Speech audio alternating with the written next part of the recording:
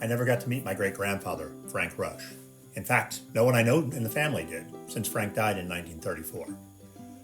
I do know he was a commercial baker, and he left behind a few artifacts, including his handwritten cookbook. I'm boiling down and making Frank's recipes as a tribute to him and other family members that we'll never get to meet. I'm Tom Mattingly, and this is Baking with Frank.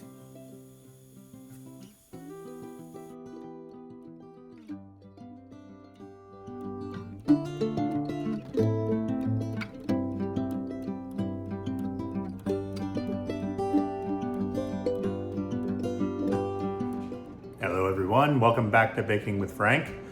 Hope you enjoyed the last couple of weeks, the inserts of photos and videos from Bayeux and London. It was a delicious trip, as you can see. Well, okay, you can't, but we won't go there. So today, we're going back down the fruitcake path. Wait a minute, what'd you call me? That's right, it's Frank's dark fruitcake. You'll recall we made the white fruitcake a few weeks ago. It's in the closet, aging, getting a little splash of, well, you know, whatever liquor I choose because we're adults here, every week or so. And then we'll give that a shot around Christmas time. So this one is interesting in that this must have been a very popular recipe with Frank because, I'm gonna pull out the recipe just to tell you.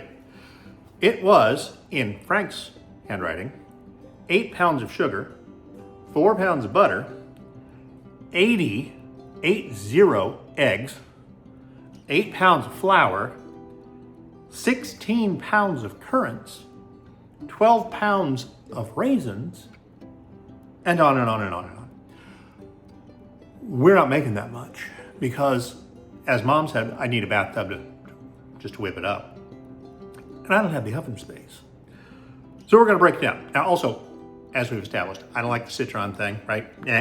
Raisins, we are gonna use white raisins because they don't quite have the yuck factor. But we're gonna mix it up a little bit just to get there. So, in a bowl, we have, wait, let me show you. We have a stick of butter that we are going to whip up and then add 5, count them 5 eggs. So, keep your eyes on this spot. All right, putting in some eggs.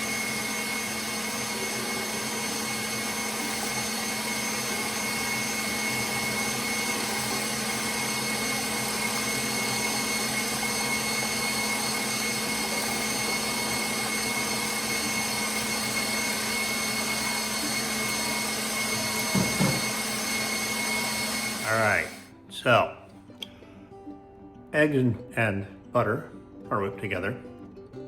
I took the liberty of just putting the sugar and flour in the same bowl. We're gonna put the sugar in first. You can see it down here.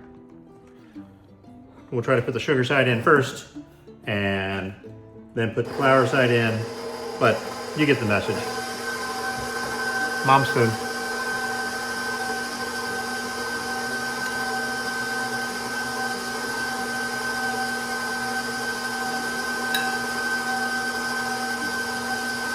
Also, before I forget, hit the like and hit the follow and tell everything.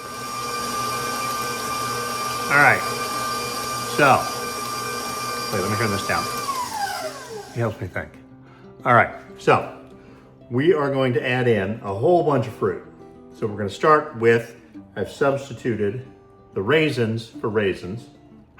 Nope, correction. Raisins for cranberries, don't ask. I've substituted the currants, so that's a 1/4 pound of cranberries, right there.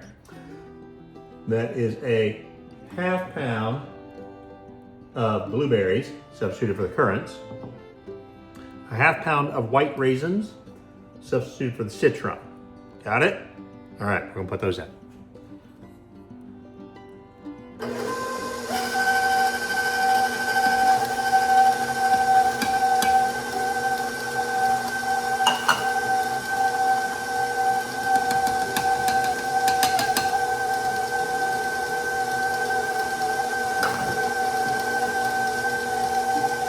This one's gonna be a tough one. Here we go. Woo!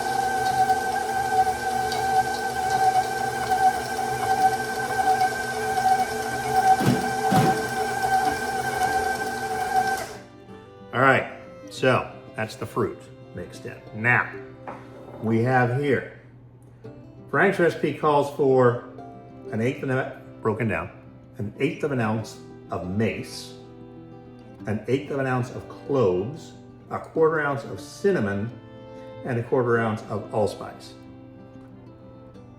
I don't have allspice, and I don't have mace. So I used a quarter ounce of nutmeg, quarter ounce of cloves, which I had, half ounce of cinnamon, wait a minute, let's start over. I used an eighth of an ounce of mace. No, let's start over. I used an eighth of an ounce of nutmeg, an eighth of an ounce of cloves,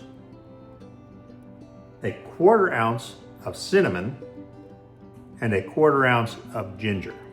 It's all right here. So I'm gonna put that in.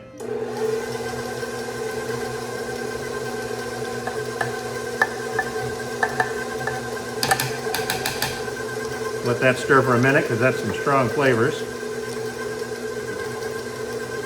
And this is an important point. This is the only recipe I know of, and I've read them all, of Frank's that actually includes liquor. Now, obviously I don't know what Frank's proclivities were. I know my grandfather, Frank, was not a drinker, at least not a, every night drinker. But Frank, as part of the original recipe, put a quart of brandy in this. That breaks down to a quarter cup for us, which is going in. One for you, Frank. And then just to keep the party going, an eighth of an ounce of baking powder right there. Also going in. All good. Everybody in the pool. Everybody in the pool. Okay. All right. Now, this also, then, because it's a dark fruit cake, I'm making that part up. As for a pint of molasses, that comes to a 1/16 of a pint of molasses. I'm going to do this much molasses because molasses is already sticky enough. I don't want to try measuring out a 1/16 of a pint. We're going to let this stir. Okay. Just giving it a good stir. I have here my aluminum pan that came from that same stash as the last one that some of you said was a Jello pan. I used it as a cake pan. In the end, the pan don't care what it's being used for. It just appreciates being used and being recognized as the pan that it is. So we are going to take this off of there. And I can tell you already that I'm going to have more stuff than the thing wants to hold. Those are all technical baking terms. I know you wouldn't understand them, but it's definitely the thing. I'm going to get every bit of this that I can off of here because, as usual, it smells fantastic already. It's the very smell of Christmas. Give that a quick stir just to make sure everything's looking right. It is. And we're going to put that right into said little star pan.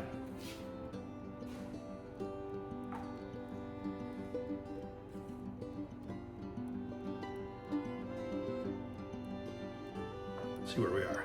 Losing some here. Spread this out. This thing doesn't raise a whole lot, rise a whole lot. Probably both. So we'll put a little bit more in there. But that just makes sure that we have one to taste before we start aging it, right? What we call a bonus. All right, so I'm gonna go in search of another pan. So once again, Mom to the rescue. Mom had a million of these that we ended up with. It's working out really well for me. We're going to stick those in the oven. But first we're gonna taste this. Yeah, that's tasty. Even without the fruit, that'd be a tasty cake. All right, so oven is preheated. Yep. preheated to 300 degrees. We're gonna put these in for 45 minutes, check them. I can tell you, this is probably 4 pounds worth of cake. So it's gonna take a minute, but we're gonna put them in, we'll check them at 45, and then we'll see where we need to go. And we'll be back with that. All right, y'all, so here we are. Look at that, look at that. It's the very smell of Christmas. So what we're gonna do, it's still a little warm, but just to kick this one off, we are, let me turn this down here for you, putting it in a semi-airtight container. I'm just gonna punch some holes in it like this. Standard toothpick.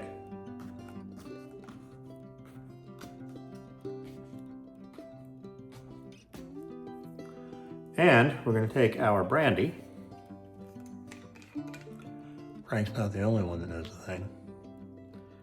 And we are going to put a little lug on it. The holes help it absorb in, because this is still a very heavy cake.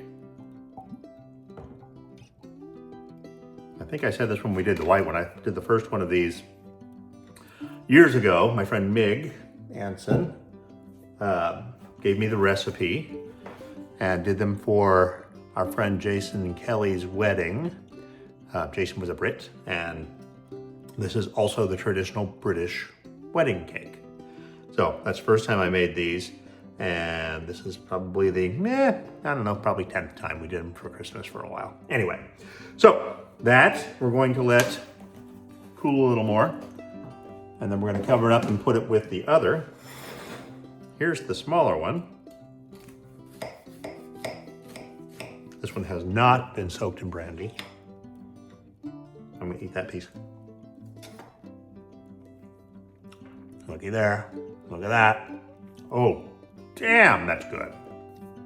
All right. Well, I just kind of gave away the ending, but we're gonna do this anyway. We're gonna make it official. A little crumbly. You know, on the other one, the brandy will help all that. Okay, so there's a slice. Let's see how this goes. Now the big chunks there are blueberries, of course.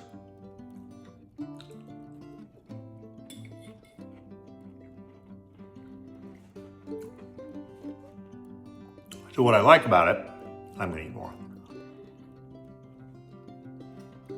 is that unlike every other fruitcake, and yes, because I didn't do the recipe exactly right,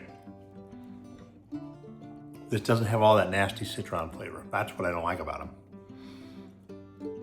It does have a little bit of the tartness from the cranberries, but this might be the fix to people who don't like fruitcake, but like a nice spice cake. And you put fruit in it, it's healthy, right? Happy holidays. All right, so we're gonna keep feeding this, not this one. This one's probably gonna be gone before the night's over. But we're gonna keep feeding the other one so we can have it at the holidays, and you'll wish you were part of my family dinner. Hey, why don't you come over?